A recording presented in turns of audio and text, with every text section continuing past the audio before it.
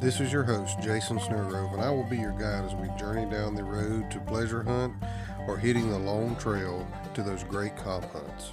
This is the Coonhound Collective podcast.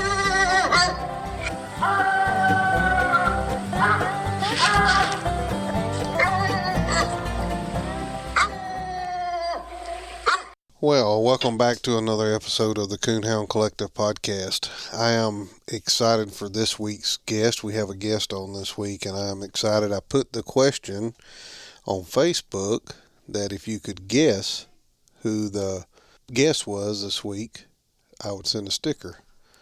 No one has been able to guess who the guest was. So, he's going to be joining us via telephone. I'm going to get him on the phone here in just a second. Real quick, before we get started with this interview, though, I do want to take a moment and thank our sponsors and let you hear from them. So stand by. Okay, real quick, before we hear from our sponsors, I wanted to jump in here. After recording this interview with Mr. Ervin Commador, I realized there were some telephone issues where the telephone cuts out. I went back and asked him to repeat a few things. I was going to edit all that out, but I'm going to leave it because I don't want it to take away from any of his stories. He lives on an island. You hear him talk about that. So you get to hear a story about Lucky, how he sold Lucky, raised Lucky, sold Lucky, bought Lucky back, and you know some of his goals and stuff, and some of the things that he's won. So it all makes sense. Just hang with it. Just understand sometimes when we record these interviews over the phone, we just have to deal with phone service issues. So here it is. Without further ado, after our sponsor, Mr. Ervin Commador.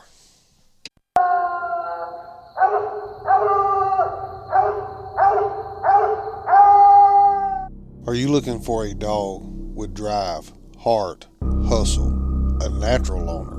Let me introduce to you a dog that fits that bill and then some. One that can add that extra gear to your females and the natural independence we are all looking for. One that when you need that clutch moment, look no further than Grand Night Champion PR coming in clutch, owned by Rick and Zach Gravetti. You can contact them about breeding at 636-234-5062 or find them on Facebook. Grand Night Champion coming in clutch.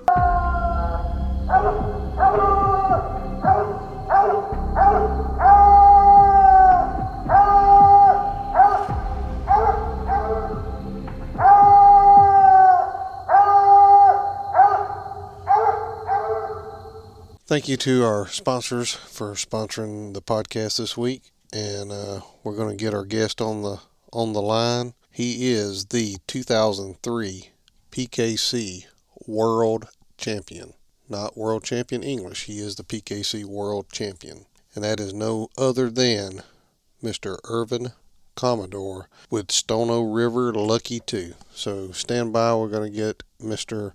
Ervin on the phone, and we're going to hear his story.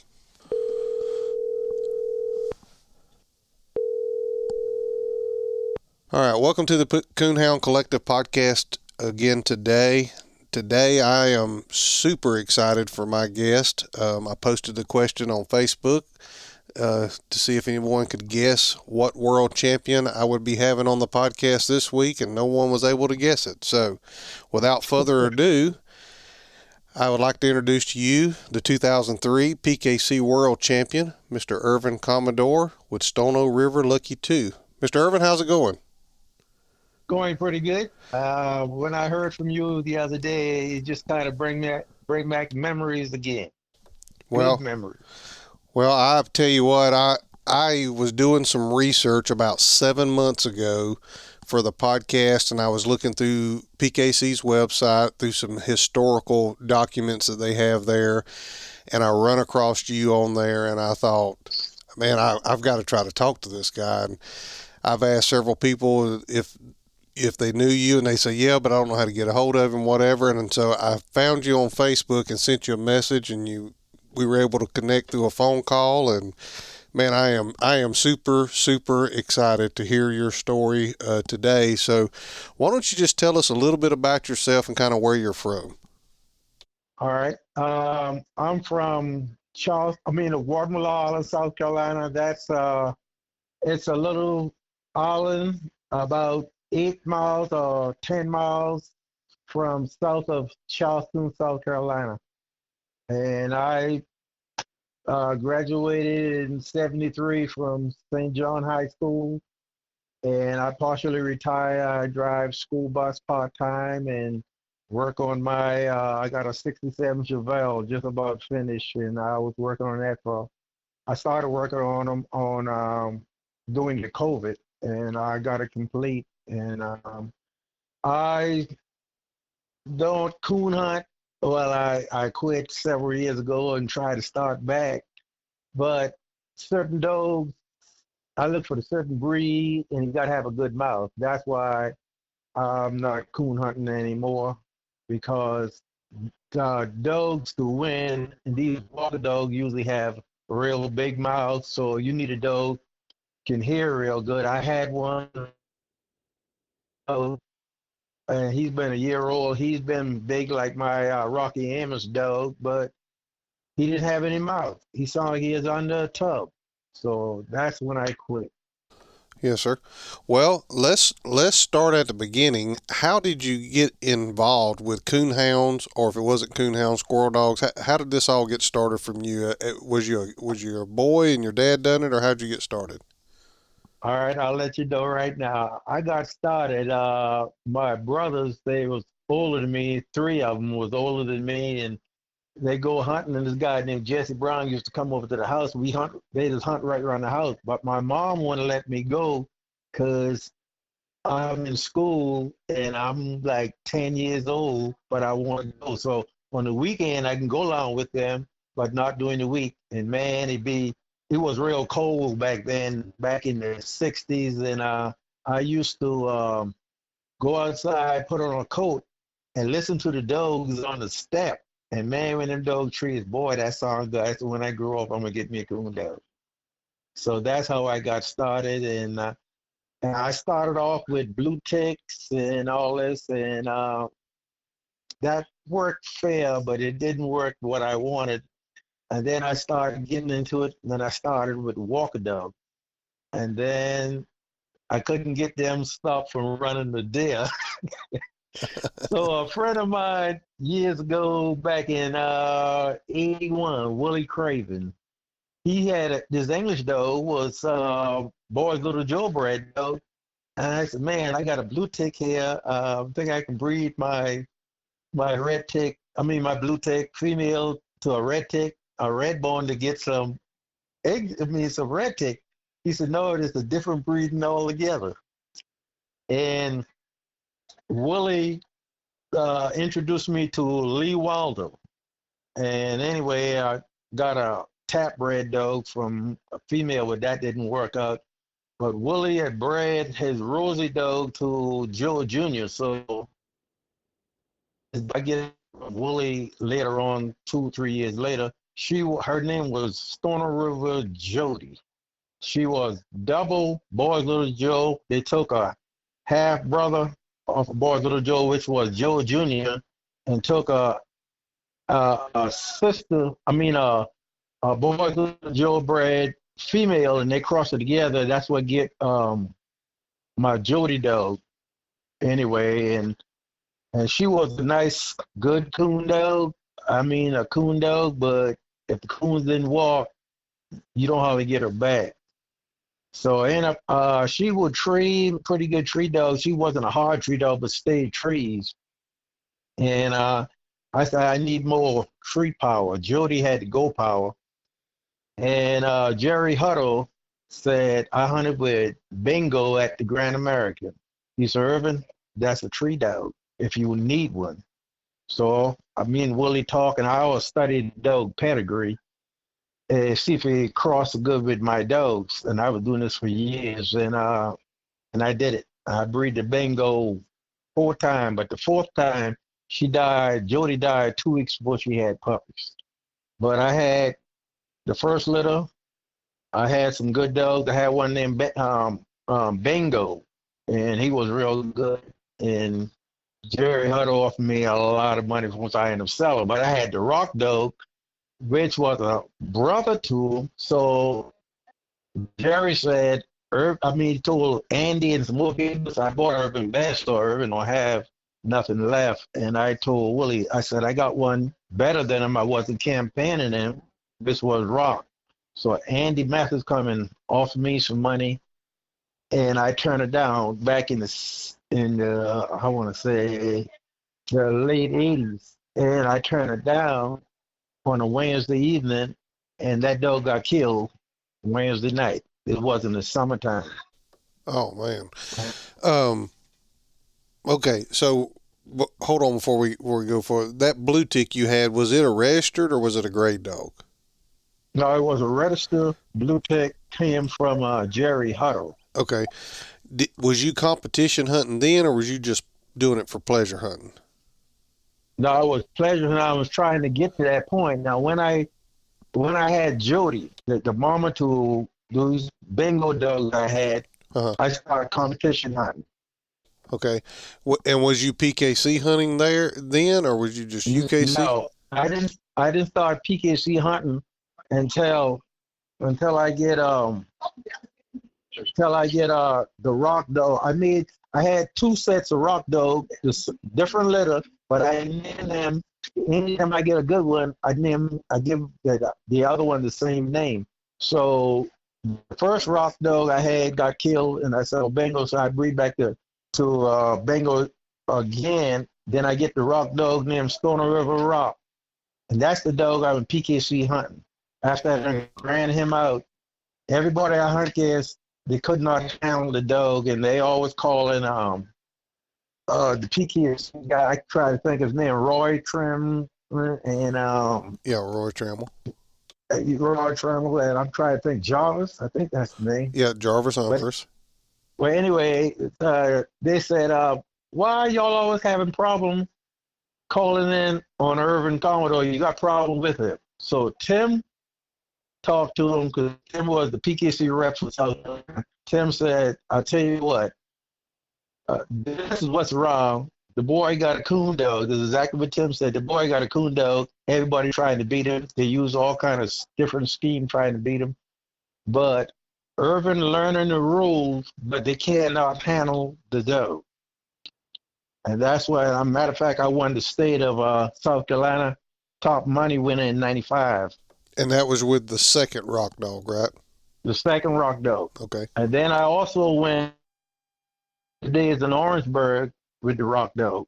I drove up against one of the dog was Red Cloud. And that's the dog on because I had dogs off of that dog, and you tell me you got a bluegrass image female. So we'll talk another time. I'll call you back and let you know something about that. But anyway, okay. I won the state. You won the Southern English Days in South Carolina. Yeah. Is that, your phone kind of cut out there for just a second. You won Southern English Days with the rock dog, and that's where you said you drove out with Red Cloud? Yes. Yeah. The night I beat him, he was about 4 or 5 of them. Anyway, Red Cloud, my rock come tree, and we had to wait 5 minutes or how much time before we go to the tree. And then Red Cloud come tree, but Red Cloud is not with rock. Red Cloud was treeing, and he was so loud. The judge says, your dog so treeing? I said, I don't know. I said, you cannot minus him. I said, let's walk in that direction. I said, I never heard a dog that loud. So, but Rock had a good mouth, but he just drowned him out. In the swamp, voice echo more. Because my first bingo dog, I got him qualified for the World Hunt. That's when I sold Jerry Huddle. As a matter of fact, I sold him back in the 80s for $5,000. But anyway, we was in a quarterfinals, and we was hunting in the swamp, and bingo come tree, and the judge said, let's, so I set my compass from the hill. So the judge said, let's go to him. When we get down in the swamp, we walk around in a circle because his voice, he would echo in the whole wood. That's how loud he been.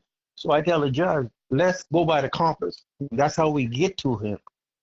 I end up won the place, the top 100. I went on to Kansas, Missouri, I think, to the World Hunt. During the same time, Hugo hit That's been in '89 when Hugo hit in South Carolina, and Okay. I got kind of cheated out of the judge didn't score it right. But anyway, that's another story. But getting back to after Rock, I had my Rocky Amos though, which was Bluegrass Amos and Hard Time Rocky. He was off of Hard Time Rocky, but he was big like the Amos though. So I trained him behind Rock, and then I still PKC hunting Rock. Rock almost get killed twice. Here, knocked off of my house in a competition hunt, PKC. Then I went to North Carolina. He must get run over there. So I told Roy Braddock, I said, I'm going to sell him.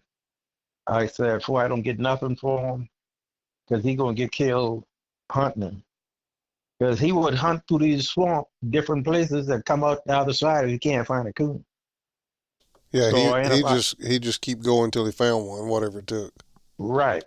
So I ended up sold him because I had Amos coming on strong, and because I said, you know what, I've been to the World Hunt with Rock in the top 100, and I can't remember the dog, Watson Buck or something like that. I draw with an English dog in Ohio. We've been in the hunting his cornfield and Rock come tree. No, Buck come tree first, Rock come tree. And the judge, I guess he wasn't much of a judge because he's supposed to put the 2 minutes on both the 5 minutes on them, but the 2 minutes because Buck quit barking and he just running the complete 5 minutes. I said, Buck ain't barking a wall. Buck then went to my dog tree, check him out, and going back. My dog had a Dan tree, and Buck had a coon. And this was in the top 100 of the UKC world? UKC world. Okay, got you. And I have never put him back in the World Hunt again because I ended up sold him for the winter come back around. I had Amos coming on it, so I started hunting him, promoting him. I made him Grand Night. But during the time I had Amos been like 2, I said, you know what? I got to find me a female that, the mama already, the mama that breeding the dogs already been to the World Hunt. So that's when I get a female off of Big River Jessie. Okay, And I yep. got her. And I trained her. Her name was Stono River Lucky, and my world champion was Lucky too. And I breed my Amos dog to Lucky dog, and that's why I get Lucky too. So when I made that cross more one time, but when I made that cross, I had Blue Boy and Lucky. Those are 2 I'm going to keep for myself. Okay. So now, right. Hold on just a second. Just so I'm clear here. So Crowell's Big River Jesse was the granddad to your world champion Stono River Lucky 2 dog? That's right. Okay. Because and this is just for people that are listening, the Big River Jesse dog has, including itself, produced 7 world champion dogs.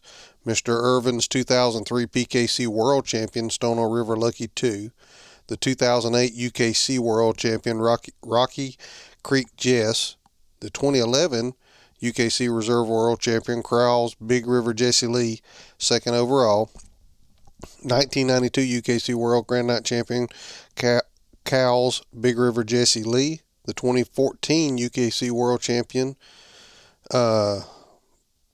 placed 14th overall, Crowell's Big River Jesse, UKC World Champion English Primetime Outlaw Jesse James, and World Champion English Night Champion Ridge's Uncle Cracker 4th overall. So there's been some dogs out of that line that has definitely done some big time winning, placed high up in the world hunts. But did I lose you? You still there? Yeah, I'm still here. Okay. You want me to keep? Yeah. Go ahead. I just wanted to interject that so people kind of know what line of dogs this was. All right. Well, anyway, I got my Amos dog. I'm gonna just back up a little bit. This guy, I can't remember his name, from North Carolina. Somehow I get in touch with him. He had a female. He bred Bluegrass Amos, which give my Amos dog, and he said he was gonna sell them. So when I seen the dog's so big and 10 months old, and the guy said, if you don't want him now, I meet him in North Carolina. He said, if you don't want him, I just came back home and hunt him. I said, I'm too old to train dogs. And I said, I'll take him. And then I started training him behind a rock.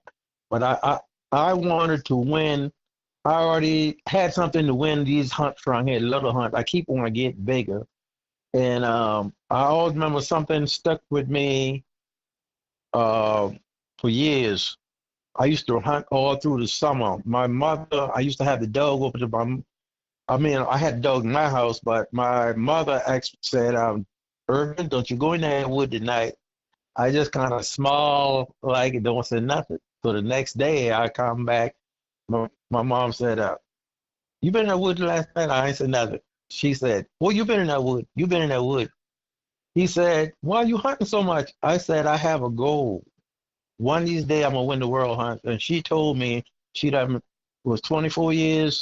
First off, September she died, but she said one of these days you're gonna win the world hunt. I may not be around to see it. And she died in 2000, and then my dad died in 2003.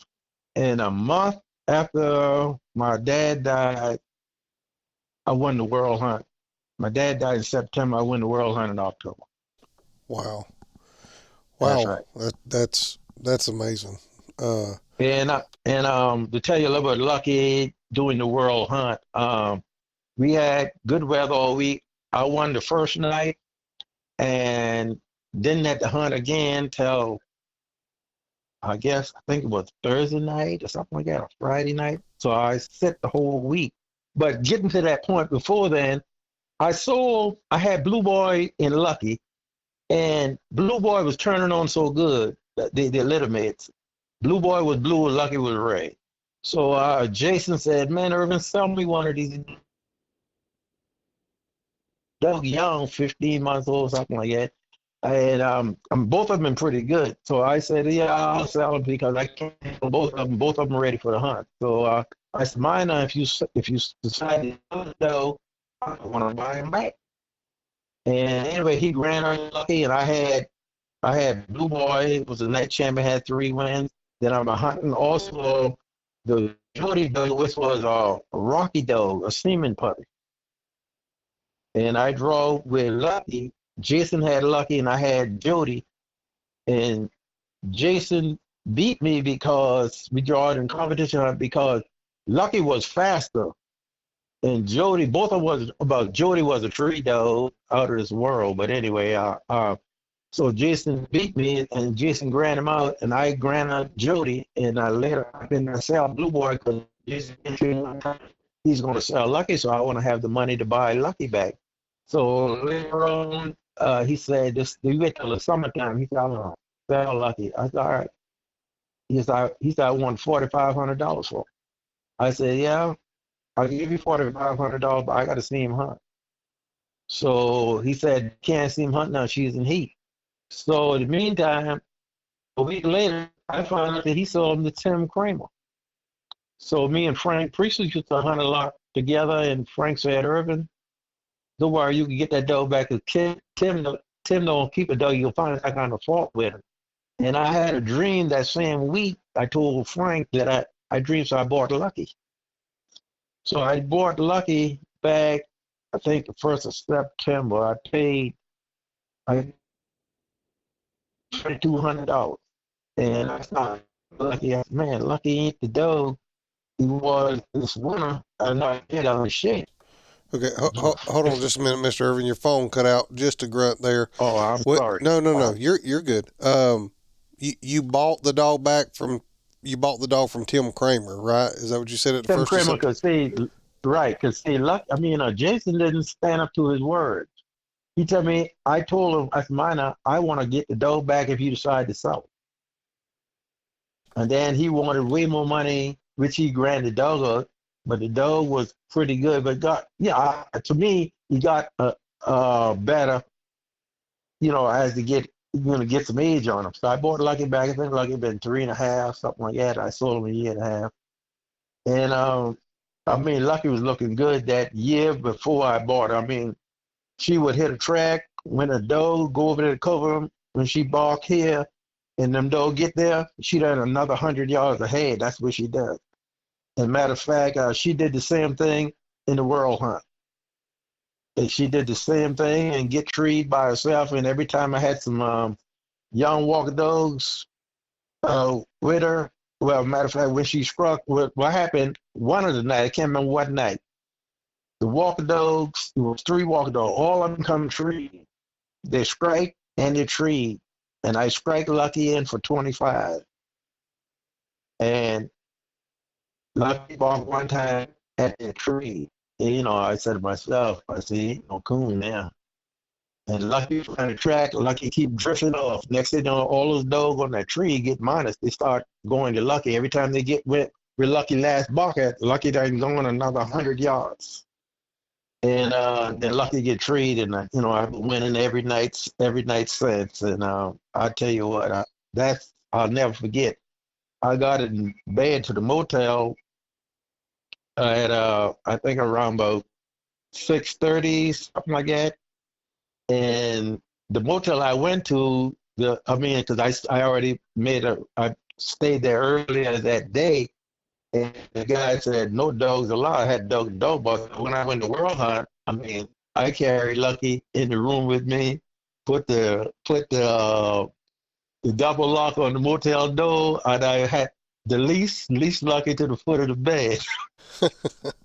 And what I did when I got up, I didn't stay in bed long, no more about 2 hours or so. So I get me some gas and a little bit of breakfast, because I turned the phone off. When I cut the phone back on, it take me 10 hours from Aurora to South Carolina to my home.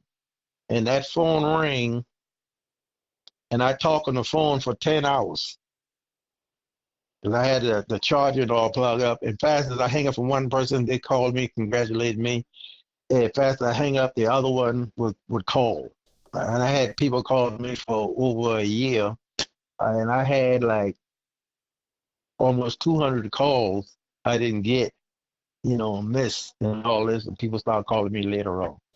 Wow. And So Jason had won $4,500 on the dog, but prior to that World Hunt run in 2003, when you bought Lucky back from Tim Kramer, had you hunted in some PKC hunts or any bigger PKC hunts like some Pro Classics or anything with it?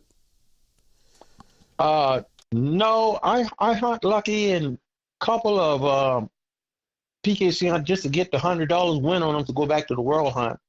But because I was hunting Lucky's sister. As a matter of fact, I had Lucky's sister named Stella. I got in a puppy derby, and I won 2 rounds with her.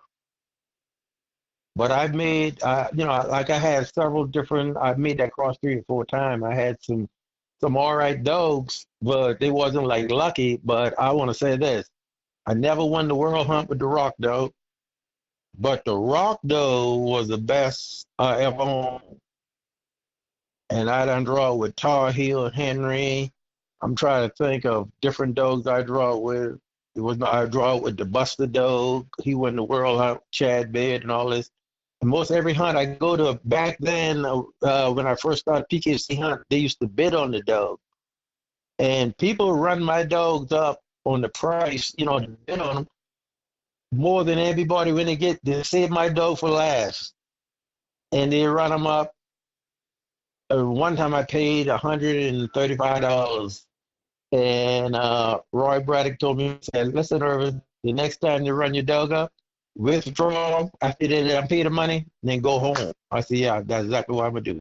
Because they didn't want me to buy my own dog, because they know the dog was a winner. But the Rock Dog, the reason why I can talk so much about him, because he was the best I ever owned. I've been in several hunts, 1 minute left in the hunt, 2 minutes left in the hunt. The fella said, 3 minutes left in the hunt. On some of the hunts, I'm down. I said, call timeout. I asked the judge, the guide, I said, you got a place we might get tree a coon, Moonbright or whatever? He said, yeah, I got a place. Cut them loose in there. You don't hear nothing on the Rock. Maybe you'll hear bark one time. I said, oh, yeah, there's a coon out there. And he shut up. And I'll be talking to you. I said, all right, Rock, I need a coon, just like he right there. I said, I need a coon, time winding down. Next thing you hear, that's like a pull up on the wood. Oh, and pull up on it again and start chopping. And fellas started looking at me. I said, go ahead and treat. Lucky was a good dog, but she wasn't the dog that Rock was. Yeah, it sounded like to me Lucky just probably caught the breaks, had a good Well, I had, had a well, good let me tell week you, and caught the right breaks. yeah, well, she was a good dog and coon dog, but let me tell you about Lucky. When is your time is your time because I, it was raining that night, the finals, that Saturday night, thunder and lightning, when we hunted through it. And these dogs, all of them come tree. And then there was separate tree. And when we went to the walker dog tree, because we didn't get lucky if her tree was a big live oak circle tree. We went to the walker dog tree, but lucky, I had to cut her back loose. And she done hunt all around. And we were going in the tree. Lucky was coming in the tree too. So when Lucky was going in the tree, the walker dog, female now, come off the tree, keep Lucky from getting on the tree. So the judge said, let's stop right here. And he said, hold up a minute. And every time Lucky walked to go this side, his dog walk in front, keep him off the tree. So I said, Judge, I said, we need to handle the dog. Don't wait till the dog fight. And if the dog had fight, we would have get scratch, or I would have get scratch and the other dog. So that was a break. So that all Lucky did was go and smell up on the tree high as she can smell, and she didn't feel it no cool, and then she walk off and going on back hunting. But I'm just saying, in these hunts, you need the breaks too, because I could have cut a good scratch and it would all gone down the drain. That was the final night of the world hunt. Yeah, that's for sure. Do you happen to remember the other people in the cast, other dogs in the cast that night? Uh, One dog I remember because John Strickland wanted to buy him. I'm trying to think of that dog. He offered his fella so much money before the dog got in the final four. Dog. I'm trying to think of the dog. What I tried I to want. I tried to look up that cast, but I could not find any information online on it. I think I had it. I think I got that cast, the scorecard. They give it to me. I think I got it in my garage where I work on my car at. I took it out the truck I had because I sold the truck. I think I got it, but I have to check and see later on. I'm trying to think one of the dog. One of the dog named Sam. That's the dog. But I don't remember the breeding. And then Ed Bates' son had a dog. Scott Bates had an English dog in there, a male dog. So me and him started talking before we went back out, and I said, "Man," I said, I, "When I get here, hunting. I was just hunting to win some cash, to win some money. I didn't know I could go this far because I said if Lucky, you know, uh, before I leave home, I was thinking Lucky ain't quite where I want her to be because I only had a month to prepare her." But like I said, I never lost a cast. I won 6 straight. Yeah, wow. Yeah, and I looked or earlier before we got on the phone, and she's still sitting at number 10 or 11 all-time money-winning English dogs Right. today. So that says quite a bit in my book anyway. When it comes to English dogs, I mean this happened 21 years ago Right. when you won the World Hunt, and she's still sitting there at number 10 or 11 on the list. Yeah. That's quite impressive. Yeah. I want to say this to any listener: if you got young kids that are hunting, just tell them don't get discouraged and follow their dreams because that's what I did. I started off young, but I had my goal. I was looking at not the little picture because I started off low, but after I started winning these hunting, grinding out all these dogs. I want more. So the big picture of me one day win a world hunt, and I thought, sure, I was going to win the UKC World Hunt because I know I had a good dog with the rock dog. I know I had a good dog. So and With Lucky, the type of dog she was, shut up. When dogs get to her, then she move on with the track. But she'll open on the track, but she'll open pretty decent here and there. But when dogs get close to her, then she'll get off. Her mama did the same way. Me and Tim was hunting in a hunt one time, and I told Tim, you wouldn't get the tree on this bitch right here. I said, I don't see too much people get the tree on her. That's how fast she was. If dogs opening with her, she tighten up, she gonna get rid from. And that's the type of dog that almost like Lucky was. I think Mama was faster than her. Yeah. So, do you still follow the sport of coon hunting, like on Facebook or whatever nowadays? A little bit. I watch him some, Yeah. not a whole lot. I said, it's hard for me to. I mean, I might follow a little. A friend of mine might call me and say, "You see what dog win the world hunt?" Yeah. And before he tell me, I said, "Is the English dog win? If it's English dog win, I'm interested. If English dog get win, I'll kind of read up on him, later on." Yeah. Because, go ahead.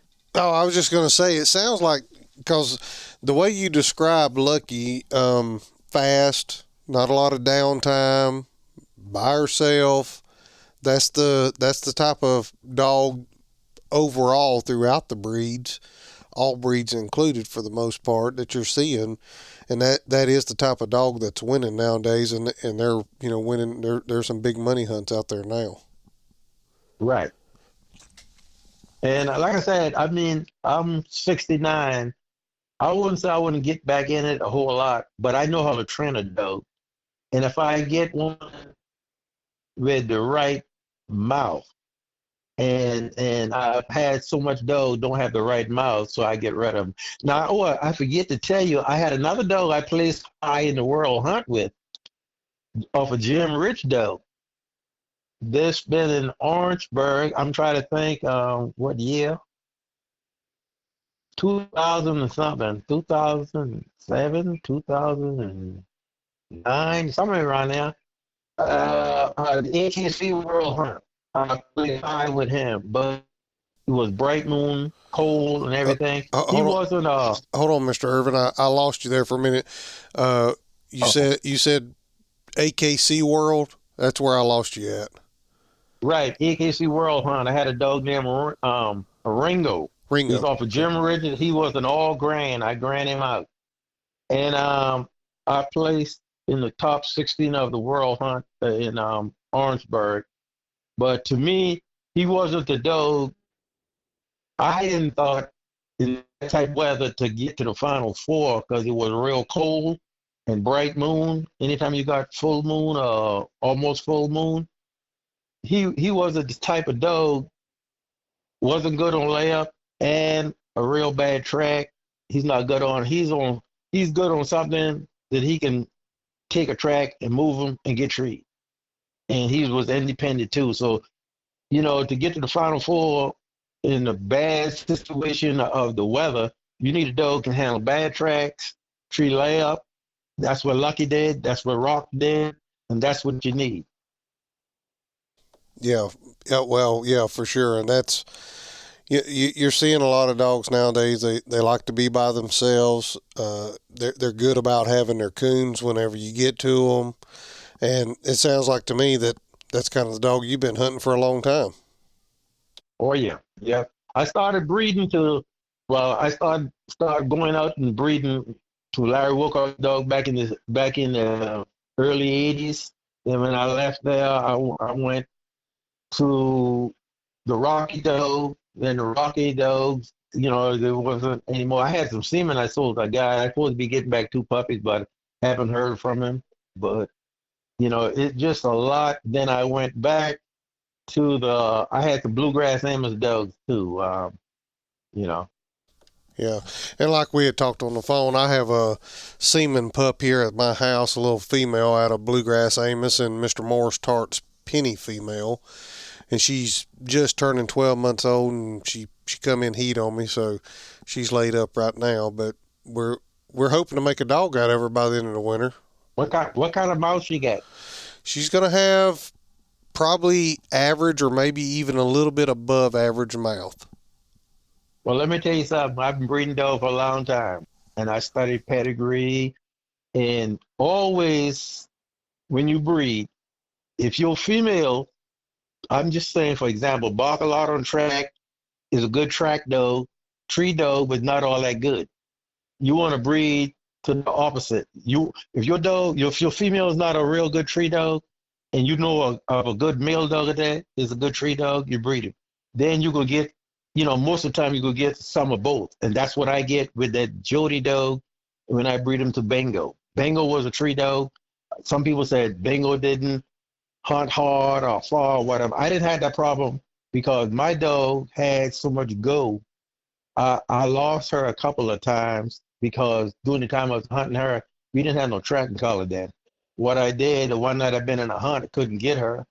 So I just I take off my sweater or coat, and this was 100 miles from home because the other guys, they couldn't catch her. She wasn't afraid of stranger, but if you didn't know her name and she didn't smell you, you're not going to put a hand on her. And what I did was leave my coat wherever I'd been at, turn her loose, she would come back there. And I going back 2 days, I think it was 2 days later, because the guy said, see the dog can't catch him. And I just went back there. When I get there where the coat was, I called Jody a couple of times, waited 5 minutes, here she come. So, I'm just saying we didn't have track and collar back then and all this, some of it. Yeah, I had a old black and tan and I didn't have a tracking collar either. I would, if he got out of pocket on me or got lost, I'd take my jacket off and lay it down, and the next morning he'd be laying on it when I come back to check on him. Yeah. But the Amos dog, because I had quite a few Amos dogs, I bought some, and then I bought this female off of Bluegrass Amos, and I sold him to Jack Ragley, and he said, I said, mine, I'm selling this dog one condition. I want a puppy. So he breed him to a Red Cloud, because I want something off a Red Cloud, because he's the loudest dog I ever seen on that tree. A special English dog. And he bred him. I called the dog Sherry. The man was a real good dog. This fella bothered me, my friend of mine. I want to buy this dog. I go into Indiana to the Super Steak. My wife called me, said, a lady said, he got your dog, got hit by a car. I sent my son back there. He said, all the dogs in the pen. Here it was, the dog that I let this fella have, but I let him have him with the agreement that I'm going to breed her when she come in heat. The dog got killed. He went out there hunting with no tracking collar and drinking. Oh, man. That's a bad But deal. But the Bluegrass Amos dog crossed good with the Red Cloud dog. Because reason why, because Red Cloud got Junior and Red Cloud was Rocky, but Red Cloud Bomber was named, I think, Dolly, and Dolly was off of Junior. And then he also had some Pine Hill True Boy in him. All those dogs had big mouth. Big mouth. And Dickie had another one named Billy Blue. He was off of that cross too. I think it was Billy Blue was off of that cross, akin to. But those dogs with the Pine Hill True Boy and Junior, and didn't have no Rocky in them. Then they had big mouth, but where they get the Rocky at when he breed to Red Cloud. Because like I said, Red Cloud had big mouth because coming from Junior. I went to breed to the Junior dogs back in the 80s, 81, 83, something like that. No, I didn't breed Blue Boy, but I didn't breed the Junior. I breed the Blue Boy. But during that time, I didn't have the money to breed the Junior. I wish I did. Yeah. Yeah. But I had a good experience hunting and training the dog. And most of my dogs, I trained myself because when I was young, I tried to buy dogs. People's not gonna say what you want, so I train a lot of dogs and I sell a lot because if I don't suit me, suit somebody else, and you'll be surprised. Just the coon dogs, how much money I made over the years. I keep a track for a while and then I quit. You want to take a guess? Oh, 50,000. 450,000. 450,000. No lie. That's right. Wow. I breed dogs, sell them, but I always keep every litter I breed. I always will keep one or two because 9 out of 10, the one I pick is not the one gonna be the best. It happen every time. And I sell these dogs for a lot of money. The guys want them better than me. Some of them come buy them up the chain. I said, mine, buy the dogs chain of your dog. Let me carry you hunting. No, I ain't got time to go hunting. They'll call me back. Matter of fact, when I sell the Ringo dog, I told the guy, don't hunt him, let him get used to him. I meet him because I was going to a competition hunt. He carried the dog hunt the same night, called me back Sunday morning, said, Irvin, I just want to thank you. I said, thank me for what? For single. He said, but I was doing this for a long time, selling dogs, and that's the way I was. And I started a long time back in '70s, and I was keeping a track account, and some of that money I told you about, some of that with hunting and PKC hunt also. Yeah. I won, pretty good with a rock. That I win the most with Lucky. Yeah. Yeah. You're talking about Red Cloud there, and I've got a buddy in South Mississippi. He's got a female that's a semen pup off of Red Cloud, and out of, and me and you had talked about this, but my buddy Brett Stevens and sometimes co-host, Bingo Right. Star female, and she's got a pretty good mouth on her. She's a really nice dog. All right. But let me tell you something. I just saying, if I had a bluegrass Amos dog, and if I don't know if they had any more Red Cloud semen, but the dog I would go with, good town. Oh, I know. Larry Wilcox, Cabo dog. He had semen, a gut semen. I had a good bit of those dogs. I crossed it with a Rocky dog. That's right. The Tabo dog. I didn't like the what the dog name he went the world hunt with? Top Gun? Top Gun. I breed the Top Gun. I didn't like them dog. I mean, me myself, I didn't like. I like the dog way better. Matter of fact, I breed the Top Gun. I mean Tabo. So the next time the female come in heat, Red Mosa, what dog you breed to? I said, go back to Tabo. He said, but Top Gun went the world hunt. I said, I don't care. I said, he got to prove himself. So the third time I'm going to breed to Top Gun, and I didn't like none of those. So always stick with your first mind. Yeah. And that's right.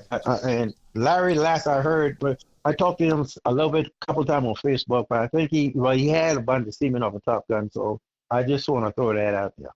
Yeah. So you're saying if you had a bluegrass Amos female, that's where you would go?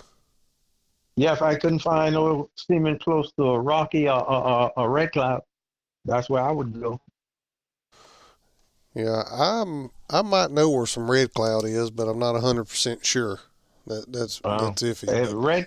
Listen, if you go to Red Cloud, you call me and let me know. You might get me fired back up a little bit because I like to get a puppy. I'm tell you what, I had a female off a Red Cloud. I never seen a dog treat so hard. First strike female, drive a track, the same Sherry dog I let Jack Ragley had. He breed. He said, I promise you. I think I got a puppy a year and a half later. He said, I'm a man to my word. And get that puppy. And man, that's the same one got killed when I went to Indiana to the Super State. She been making one hell of a dog. Yeah. Yeah, that's just, boy, that's tough when that type of stuff happens. That's for sure. Sometimes it happens. And if you want to breed a dog, I just say, breed them for, if you can, once you done train them or whatever, before you can take that chance, I'm going to keep on hunting them. Because you never know. A lot of times you turn your dog and you don't get them back. And all my life I was hunting. Competition, I had a dog named Naylor. Naylor was off 3-time Lucky. 3-time Lucky was a sister to world champion Lucky. During the time they were doing all these crossbreds. So I bred 3-time Lucky to Kenny Abbott Cruz dog. And I got a dog named Naylor, and that whole little tree, but he was red and white. He looked just like English dog, big red patches on him. But when you hear him tree, and you didn't see him, you said that's a walker dog in that tree.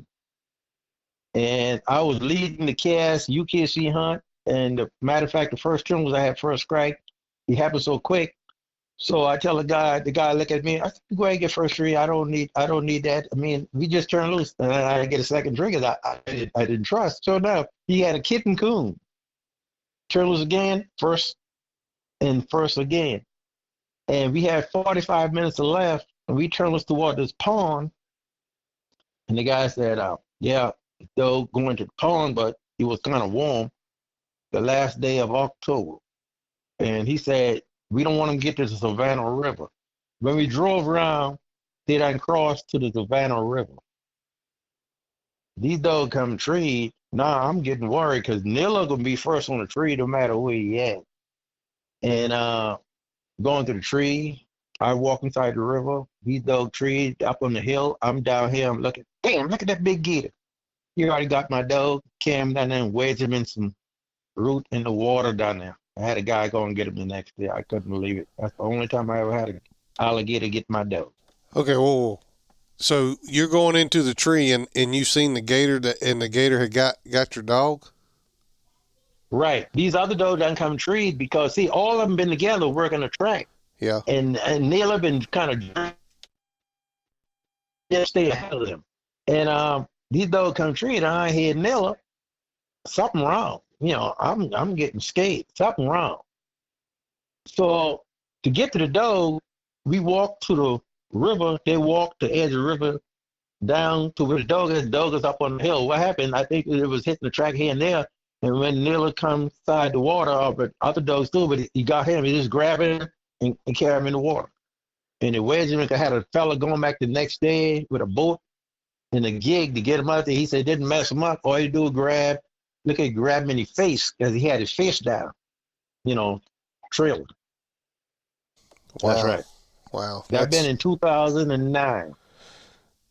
That's tough. That's a tough way to lose one for sure. But that's the dog I thought I wasn't going to go back with the world hunt with. I mean, I was winning these low hunt and all this, just getting ready. You can kind of tell what you got when you start hitting these low hunt, and you know a good dog when you see him if you hunt long enough. Oh yeah. And yeah. I said, this is the dog. I was hunting him in some PKC hunt too. I said, this is the dog. I said, I'm back, and he was loud too. So over there where you're at, are you hunting a lot of coastal swamps, or are you going up We in got some swamp. We have swamp, and we have the river. I mean, the salt water, the marsh, tide come up and go down. So And that's what we have. So most of your stuff though is going to be in some sort of water. Yeah, water. You need a dog that can handle the water. Yeah. Okay. And I want to put this out there, and then after that you can go. When I used to hunt rock in these PKC hunt, and I pay attention to the tide, because especially if I'm guiding. If I'm guiding, we going back to the marsh.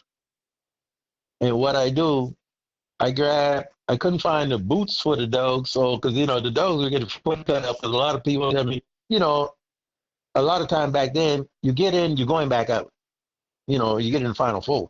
So I used to have the big roll of masking tape. I used to tear it. It's a little over 2 inches wide, so I tear it half all the way around, and then take off about just say 8 inches. Then I wrap each toes and tape up the foot, the whole foot. When I first put them on there, walk and kind of pick up your foot, different foot, because he didn't want that. He get used to it then. So now when we get to the hunt and we done find out. Hello. Hey, I lost you there for a second. So you was taping his foot up, and when you go back out, you'd have to tape his foot back up. No, I leave him on until time for me to go home that night. Usually I done go. I tape him up for the first round, and then stay taped for the second round. Oh, okay. Some of them used to laugh at me at first. I said, "You laugh right there." Yeah, some of them come at me. Man, I couldn't hunt my dog for a week. We don't end up on the marsh all the time, but a lot of times, sometimes you run these coons, they're coming out the swamp going to the marsh, or vice versa. So you don't know, but I have him prepared. Yeah, I would say you did for sure. And I guess he was probably, you get your feet cut up on those mussels and stuff that, Oyster shell. Yeah, oyster shell. yeah, oyster shells. Okay. Yeah. I've, Yeah. I've heard some But other tide people high, talk about it. yeah, tide high, you don't hardly get that at tide high. And they don't hardly go there, the coon don't hardly go there too much at tide high. Yeah. And, and, Okay. and you know, that's it. Wow. Well, that's, you've had some tough breaks, but you've had some good breaks. Obviously, you've had sounds like some nice dogs through your career. Dog win the PKC World. Some dogs that's placed pretty high in some other hunts, and Oh, yeah. some quite a accomplishments for sure. Um, was there anything else we wanted to cover there? We've been at it for right at an hour. I think that's about it, man. But like I said, every time somebody call me or mention something about coon hunt, I have to reflect back on my way coming home. It looked like I feel like I was on cloud nine. I've been on top of the world. I mean, that's an awesome, awesome feeling. Yeah. Well, hopefully I'll get that feeling one day. That is my goal, but I can only imagine. And man, I can't tell you how excited and thankful I am that I was able to get in touch with you to be able to do this interview whenever I was doing the research and found you. I told my partner in crime, Brett Stevens, I said, I don't know how we got to get a hold of this guy, but we got to get a hold of him some kind of way and get him on the podcast, and Right. hear his story and about these dogs. Let me tell you, I got one more to tell you. I'll let you go. It's about the rock dog. I saw a rock to Murray Reagan, and I'm pretty sure he told me Rock placed second in NKC World Hunt or something like that. He told me he placed second, so that's pretty high. My breeding and all this too. So I just want to put that out there too. Yeah. Yep. Well, Yeah.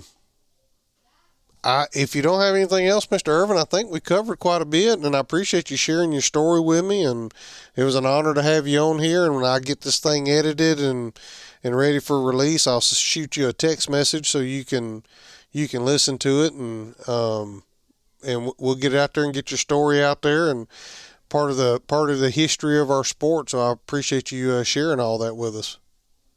All right, I appreciate it. I appreciate you.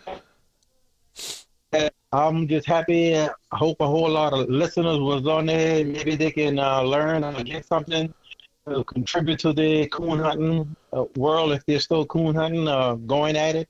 And like I said, I hope one day. I mean, every year they have a different breed to win, but I keep steady pushing for these English dogs to win again. And I hope, because you have Walker dogs win all the time, but Yeah. I want these English dogs to win some more too. I don't think no more. One English dog win since I win. That was the Jets female Reverend Moore I bought. Yep. That was the last English dog won, as far as I know of. Yeah. Well, I know Brett Stevens is pushing. That's one of his goals, and I've got some English dogs here at the house that hopefully I can win a world hunt with one of them. So if I do, I'll give you a call and let you know that I'm on my way. All right, but stay at it. Sometimes you might get discouraged. Because Yeah. some night I have get discouraged that the guys cheat me. I mean PKC. I mean, what happened to me a couple of times? I hit these three dog casts, me and two more fellas, and then the other two fellas, they're buddy. So I don't say everybody, but you got a chance of they double teaming you. I had that several times too, but yet still, I still win. And some nights I come back a little discouraged, but I win way more than what I lost. I would say so. It sounds like it. That's for sure. Yeah. But anyway, nice talking to you, and maybe I'll be talking to you in the future. Yes, sir. You have a good rest of the evening, and thank you for being on the podcast today. Yes, sir. Thank you. Goodbye. Bye. There's Mr. Ervin Commador on the Coonhound Collective podcast today. I really hope you enjoyed that. Phone service is a little touchy there, but hopefully it all come through. You can understand it. Thank you, Mr. Ervin, for being on. We really appreciate you sharing your stories with us. And until next time, we'll see you then. Thanks, guys, for listening to the Coonhound Collective podcast today. We really appreciate you taking your time out of your day to listen to the podcast. If you don't mind, head over to Facebook and give us a like, and head over to Instagram and give us a follow. It's both at the Coonhound Collective. Also, if you would like to reach us here at the Coonhound Collective, you can reach us at thecoonhoundcollective@gmail.com. If there's someone that you would like to hear on the podcast or a product that you would like to hear talked about, please send it to thecoonhoundcollective@gmail.com. Thanks again. Have a great day.